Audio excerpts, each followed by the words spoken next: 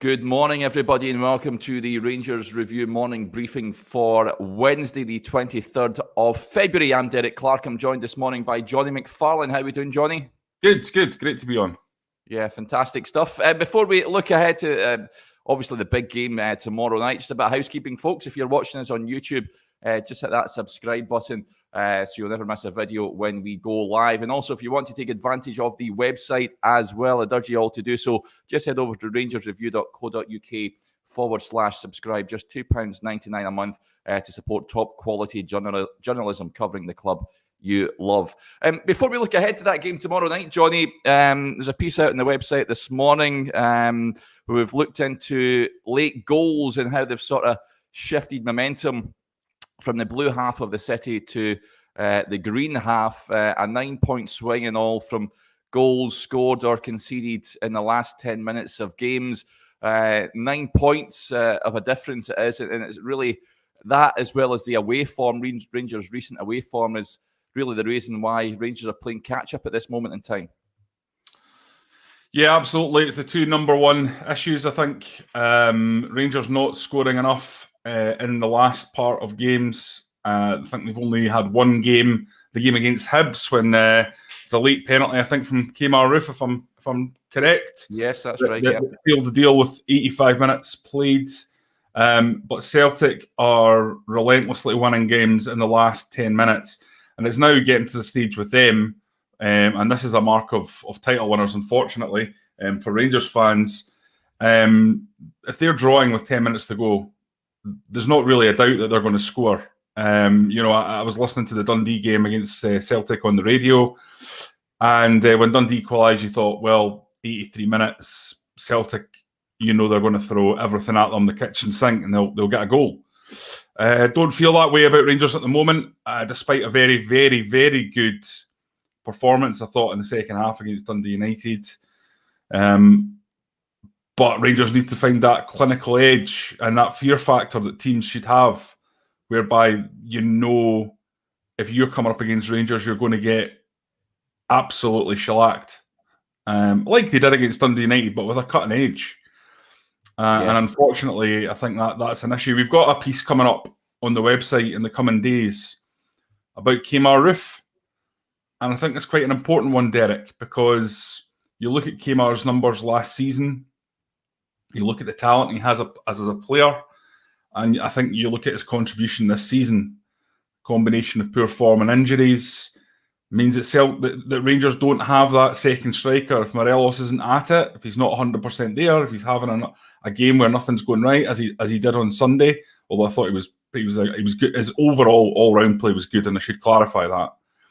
But Celtic have got a situation where they've got Kyogo, Maeda, and Giakoumakis, and their second striker comes in and scores a hat-trick. I mean, if you could have a fit and firing Kemar Roof full of confidence that could come on for the last 15 minutes, what a difference that would make. So I do think that's been an issue.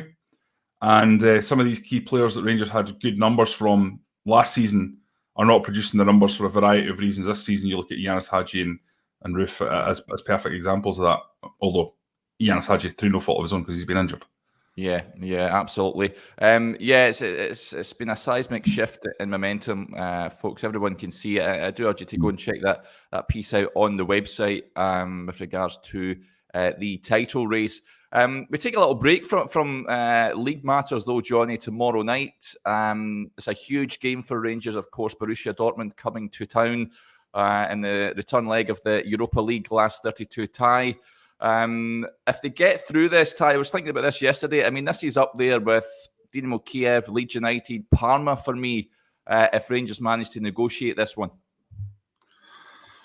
Yeah, absolutely. It would be absolutely up there. And in many ways, given what Rangers have been through since 2012, it really would be a final statement, wouldn't it, of this club is absolutely back in the big time to knock out a team of the size of Borussia Dortmund. Yeah. It really would be a statement that people all across Europe looking at the scores would sort of do a double take at. And we've seen a couple of those in Europe throughout the season. I think the one that stands out to me is obviously Bodo Glimt beating Roma 6-1, just one that just transcends borders. It doesn't matter where you are. If you see that result, you go, right, wow, they must be some team. They must be a lot better than the standard that's normally coming out in Norway. And I would say the same about Rangers with Borussia Dortmund. I mean, people look at that and be surprised and be interested, and it puts a marker down, I think, for next season in European competition. Yeah, most definitely. A lot of questions coming in with regards to possible team selection, Johnny. Paul Neal says, do you think there'll be any changes tomorrow? And there's another comment that came in from John Dooley. Morning, John. He says, do you think Aaron Ramsey will start tomorrow? I don't think he has any chance of starting, surely, this game tomorrow. Remember, he's only started one game against Annan Athletic. We've only seen 2 cameo appearances from the bench against Hearts and Hibs and Borussia Dortmund, of course, at the tail end of the game last week. I don't think he's going to start this game, Johnny. I don't even know. We'll find out later on how his fitness is. Of course, he never played in that behind closed doors game against Brentford on Monday. We were told it was just a minor knock and he should be back for Thursday. I don't think he's going to start, though. Do you? No, I don't. I've got to be honest with you, Derek. As I say, we don't know right at this moment, because we've not had a chance to speak to Giovanni van Bronckhorst yet, quite what the situation was. Rangers described it as a minor knock. That would mean to me that he would probably be back and available for this game. So it'll depend on how he's been performing in training, how the club are planning to use him up until that point where he took this injury. It may well be that he's absolutely fine and ready to rock and roll, and they'll consider it because of his experience to get Rangers through games like this. But I'd just be shocked, given how gently they've introduced him in so far. I think it'll be another job on the bench if he's back fit at all. Yeah. Do you think there'll be many changes to the team that started last Thursday? And I know that Bona Barisic was on the bench on Sunday. Can you see him coming back at left back? And Leon Balogun, who of course played against Brentford on Monday, is there a possibility he might partner Connor Goldson? I touched on this yesterday with Joshua, where I felt that Calvin Bassey played his best game in a Rangers jersey at the Westfalenstadion last Thursday night. And for me, I would have him alongside Goldson. But would you make alterations to the back line? No, I think you've just got to leave it. Calvin Bassey was tremendous in the previous game. Now, we know that Calvin Bassey has flaws in his game, obviously. He's a left back playing at centre back, and he's a young lad. But the biggest strength that he has is pace. And if Rangers are wanting to get up and after Dortmund, which I hope they do, because Dortmund have the quality, as we saw with the 2 goals they scored, to pull goals out of nowhere. And I think if you ask them onto you, you're going to feel the brunt of that to some extent. I think you're going to need in transition his pace to save you in certain situations. I think we saw that in the last game. Malin is a super fast Dutch striker who, has the ability to zip past central defenders. Couldn't get past Bassey because Bassey's too quick. He's a left back. He's got that searing pace that you need. So that's a real benefit, and I hope that comes to fruition for Rangers, because it seems obvious that'll give them a little bit of an edge at the back there. Yeah. I wanted to touch on the opposition, Johnny. Of course, the big sort of talking point at the moment is whether Erling Haaland will play or not. The latest is they're hopeful, Borussia Dortmund, that he will make the trip to Glasgow. Of course, he undertook a training session on Monday. That was his first training session for a while. And they're hopeful they're going to leave it up to him to decide whether he wants to take part in the game or not. I think we're just waiting on tenterhooks, really, aren't we? It's one of those where if he is named even in the matchday squad on Thursday night, he has the potential to change the game in a matter of minutes. He's probably the best out-and-out striker in the world at the moment. So that is going to could upset the apple cart, depending if he's in the team or not. It's going to be something for Rangers to contend with. Do you think he's going to play at some point, Johnny? I would imagine so. I suppose it depends on how seriously Borussia Dortmund are taking this game. Are they prioritising the Bundesliga? or do they think that the Europa League is something they want to go out and actually win and get through this tie as a priority? If that's the case, then they'll rush Haaland back and he'll start. But if it's not, I suppose they'll take their time, and who knows how they're going to go about it. What I do know is they must be brimming with confidence to win 6-0. Joshua yesterday took a lot of time and went back and watched that entire game, the 6-0 game, in the league, the Bundesliga, the other day, and he actually was quite positive about what he saw. He felt that there was a number of moments in the game that were, the sixth goal was extremely flattering to Dortmund, having such a large win, and he feels that there's areas still there that Rangers will be able to exploit, and that's the thing, I suppose, that's given me a lot of hope, because I'm a natural pessimist, and this has probably came across in the last game. Before it, Derek, I was not predicting a kind of good night for Rangers, but having watched that game and having watched a bit of Dortmund, I just feel like Rangers are going to score. Honestly, Morelos, Kent, Aribo, I'm not sure Dortmund can handle that. So to me, the big question is the other end. Is there enough structure to keep them out? Because I do think they'll be able to get a goal. If Rangers can get a first goal, I think that the game will be really, really difficult for Dortmund to get back into. Yeah, there was a comment that came in that was quite interesting with regards to the defensive back line and the possibility of a back five. Paul Neal gets in touch. Hi, Paul.